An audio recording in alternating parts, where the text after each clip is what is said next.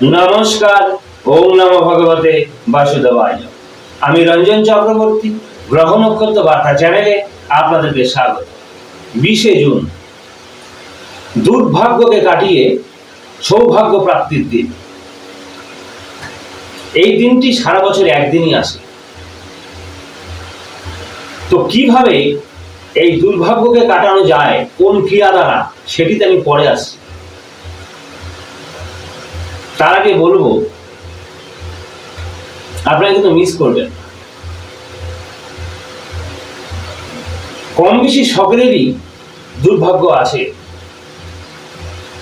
আর যাদের দুর্ভাগ্য তো দুর্ভাগ্যই। যত ধনী হোক না কেন, কোনো না কোনো কিছু খারাপ কিছুর সম্মুখীন হতেই হয়। বা যে যাই করুক না কেন, যে কর্মই করুক না কেন, ব্যবসা বলুন, চাকরি বলুন, সকলেরই কিন্তু ফেস করতে হয় দুর্ভাগ্যকে বা খারাপ সময়কে। তো মা লক্ষ্মী একবার ভগবান বিষ্ণু বা নারায়ণকে বললেন, প্রভু, পৃথিবীতে এই মানুষের এত কষ্ট, দুঃখ, জ্বালা, যন্ত্রণা, দুর্ভাগ্য কাকে বলে? এগুলোই তো। শুধু যন্ত্রণা বলবো না, জীবনে সাকসেসে বাধা, স্বপ্ন পূরণ হয় না, এটাও দুর্ভাগ্য। তো এ থেকে মুক্তির উপায় মা লক্ষ্মী সহ্য করতে পারেনি কষ্ট। তো ভগবান বিষ্ণুকে বলেছিলেন, নারায়ণকে, যে কিভাবে এরা বেরিয়ে আসতে পারে এই সমস্যা থেকে, কিভাবে দুর্ভাগ্য কাটাতে পারে। তখন উনি বললেন, ভগবান বিষ্ণু, যে প্রত্যেক বছর এই বিশেষ দিনে 20 জুন এই তারিখে যদি এই বিশেষ ক্রিয়া করতে পারে কোনো ব্যক্তি, কোনো মানব, তাহলে কিন্তু সমস্যা থেকে বেরিয়ে আসতে পারবে, সৌভাগ্যকে জয় করতে পারবে, দুর্ভাগ্য কাটাতে পারবে।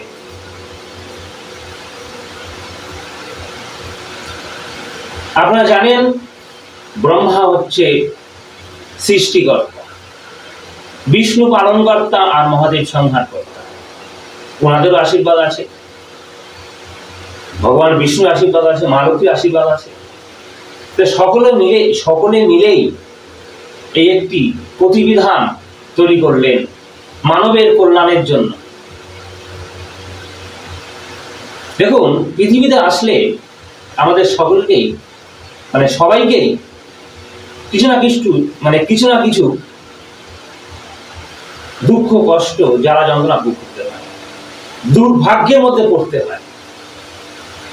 ধনী দরিদ্র সকলের, কোটিপতিরও দুঃখ কষ্ট আছে, যন্ত্রণা আছে। দেখবেন সবার কিন্তু একভাবে কষ্ট নেই, একইভাবে কষ্ট হয় না। কারোর অর্থ আছে কিন্তু সুখ নেই, কারোর এমনি সুখ আছে কিন্তু অর্থ নেই, অর্থের জন্য হয়তো সুখটা সেইভাবে পায় না। তো এবার আমি ধীরে ধীরে বলবো এই ক্রিয়াটি কি বা কিভাবে করতে হবে। এই বিধানটা শুধু আমাদের ভারতবর্ষে নয়, এই ক্রিয়াটা, এই কর্মটা গোটা পৃথিবীতে আছে, শুধু ভারতবর্ষে নয়, বাইরের দেশেও যারা জানেন করেন, তাই আপনারাও করবেন। বিশেষ ক্রিয়া, আর এই দিনেই হয়, অবশ্যই করবেন। ধনী দরিদ্র সকলেই করবেন। যারা দুর্ভাগ্যে আছেন, দুর্ভাগ্য কি বলবো, দুর্ভাগ্যের মধ্যে আছেন, খুব কষ্ট, তারা তো করবেনই। যারা হ্যাপি, সমস্যা নেই, তবু বলবো কম বেশি আছে, তারাও করবে। যারা ব্যবসা করেন, চাকরি করেন, বলতে চাচ্ছি, যে কর্মই করুন না কেন, সবাই করতে পারে, অবশ্যই কিন্তু করবে। আমি বলবো, যে ব্যক্তি করবে না, তার মতো বোকা আর হয় না, অবশ্যই করবে। তাহলে এবার আমি ধীরে ধীরে বলি। 20 জুন সকালবেলা শুদ্ধাচারে, শুদ্ধ বস্ত্র পরে, আগের দিন অবশ্যই কিন্তু এই জিনিস দুটো কিনে আনতে হবে। কি কিনে আনবেন? একটি লেবু, কাগজি লেবু, খুব সুন্দর, ফাটা চেরা দাগ থাকলে হবে না, সুন্দর কাগজি লেবু হলুদ রঙের আনবেন, আর 21টি লবঙ্গ ফুলওয়ালা মানে ফুলওয়ালা আনবেন। আগের দিন আনাই ভালো, বা সকালেও আনা যেতে পারে। তো ওই 20 জুনের দিন সকালে স্নান করে শুদ্ধাচারে ঠাকুরের সামনে যাবেন, শুদ্ধাচারে বসবেন, আসন থেকে একটি বাটিও লাগবে। তো কি করবেন, প্রথমে লেবুটির মধ্যে 21টি ছিদ্র করবেন, সে পেরেক দিয়ে করতে পারেন বা কাঠি দিয়ে করতে পারেন। ছিদ্র করে 21টি ছিদ্র করে ওই 21টি লবঙ্গ বলেছি, একটি লেবু আর 21টি লবঙ্গ, 21টি লবঙ্গ ওই ছিদ্রগুলির মধ্যে গেড়ে দেবেন, পুঁতে পুঁতে দেবেন। ফুলগুলো ওপরে থাকবে, মানে ফুলটা লবঙ্গ যে ফুল এটা ওপরে থাকবে। তো 21টি লবঙ্গ 21টি ছিদ্র যে করেছিলেন, সেই 21টি ছিদ্রের মধ্যে 21টি লবঙ্গ পরপর সাজিয়ে দেবেন, যে যেভাবে পারেন না সাজিয়ে দেবেন।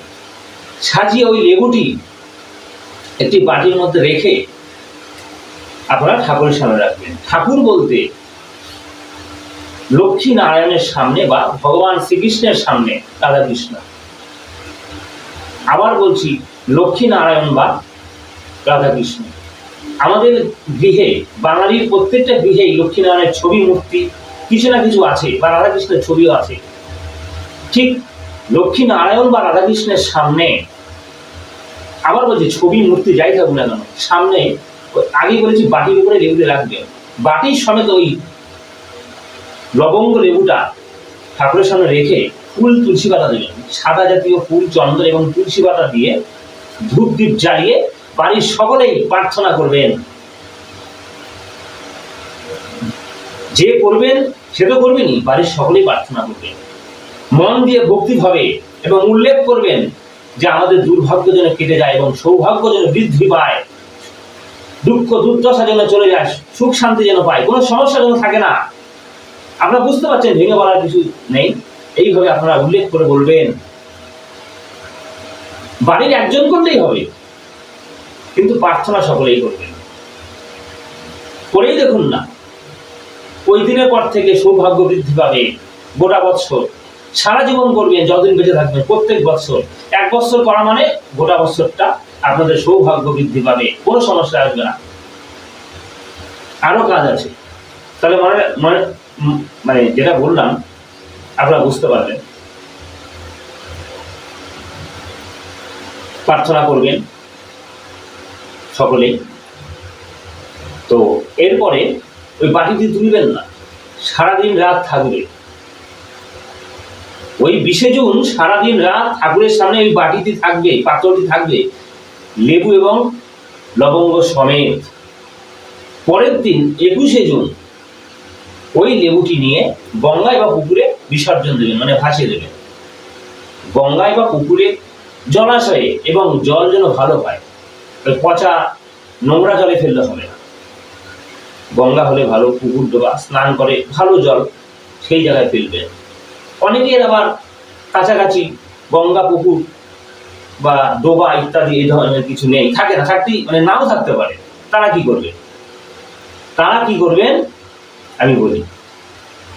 কোনো গাছের গোড়ায় অশ্বত্থ গাছ বাদ দিয়ে, বট অশ্বত্থ গাছ বাদ দিয়ে, কোনো ভালো গাছের গোড়ায় ওই লেবু আর লবঙ্গ, যে মানে লবঙ্গ আর লেবুটি গাছের গোড়ায় রেখে দেবেন। আর যাদের বাড়ির কাছাকাছি গঙ্গা বা পুকুর ডোবা আছে দেবেন, তাদের তো ভালো, তা না হলে গাছের গোড়া দিয়ে দেবেন। এই হচ্ছে কাজ, আপনারা করুন, তাহলেই বুঝতে পারবেন। অবশ্যই করবেন, বুঝতে পারবেন কিছুদিনের মধ্যেই গোটা বৎসর সৌভাগ্যে ভরে যাবে। আবার বলছি, মানব জীবনে দুঃখ কষ্টের সীমা নেই। কোটিপতির ঘরেও অশান্তি আছে, আর সাধারণ মানুষের ঘরেও আছে। অর্থ থাকলে সুখ হয় না। আবার বলছি, দুর্ভাগ্য বলতে শুধু ভাগ্যের উন্নতি নয়, মানে উন্নতিতে বাধাই নয়। দুঃখ কষ্ট যন্ত্রণা, হ্যাপি না, অশান্তিও কিন্তু একটা দুর্ভাগ্যের মধ্যেই পড়ে। যাই হোক, আপনারা সুখী হতে চাইলে অবশ্যই এই ক্রিয়াটি করুন, এই 20 জুনে মিস করবেন না। আবার বলছি, করুন, আপনাদের মঙ্গল হবে।